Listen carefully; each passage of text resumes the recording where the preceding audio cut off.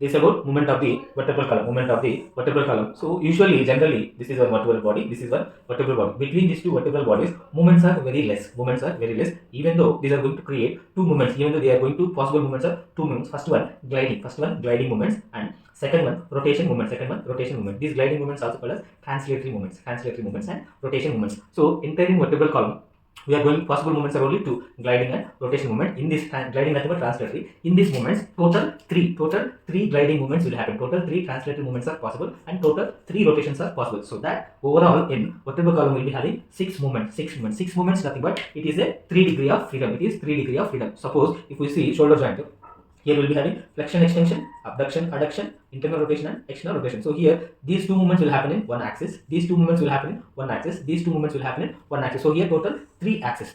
So this is finally 3 degree of freedom. So 3 degree of freedom means 3 into 2 equals to 6 movements will be there. So same like that here vertebral column will be having 6 movements. That is vertebral column is the 3 degree of freedom. Okay. Now we'll see these movements. What are these three translatory? What are these three rotatory? Suppose if we observe these first three are the translatory movement. First three are the translatory movements. I'll explain. It's very easy to understand. Suppose if we take this is anterior view. So that we are seeing vertebral column anteriorly. In this anteriorly, first movement, this is side to side translation. This movement will happen in the translation. Means this is a gliding movement, side to side translation. It will happen in the frontal plane. Frontal plane axis means a sagittal axis. This movement. Now second one, this is the superior and inferior translation. See, superior and inferior translation. This movement will occur. It is going to simply to say like axial compression and distraction. Compression and distraction. This is superior and inferior translation movement.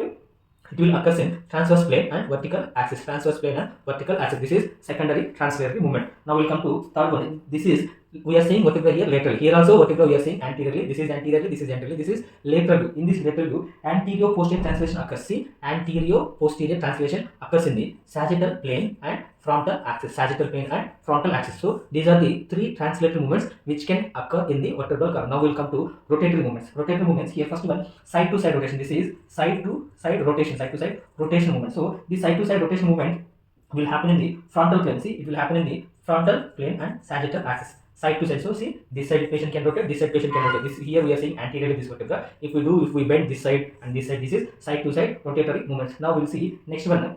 This is rotation. So rotation occurs in the transverse plane. This is this side rotation.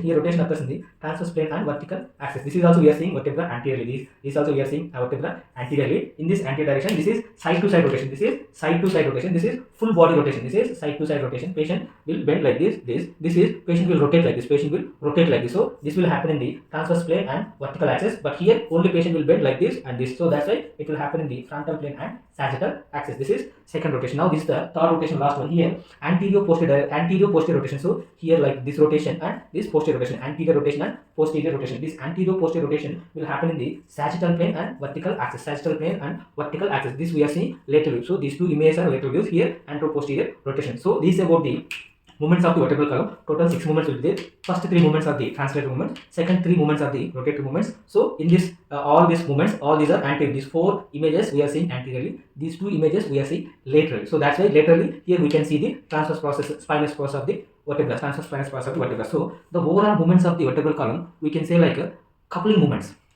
Coupling movements means what?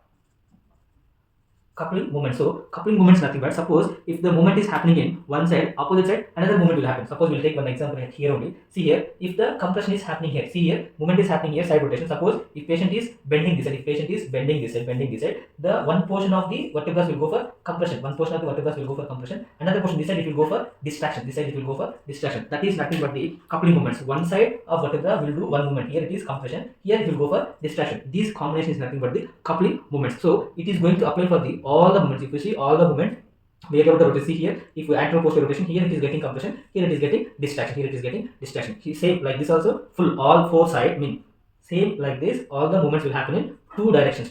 So if one movement is happening in one direction, second movement will happen in a different direction. So because of this connection, the vertebral column movements are called the coupling movements. So these are about movements of the vertebral column.